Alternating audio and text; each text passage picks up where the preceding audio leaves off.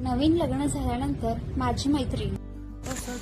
आई शपथ, 8 वाजले. त्यांना तर 9 वाजता ऑफिस आहे. उठवायला पाहिजे. मी कसं उठवणार?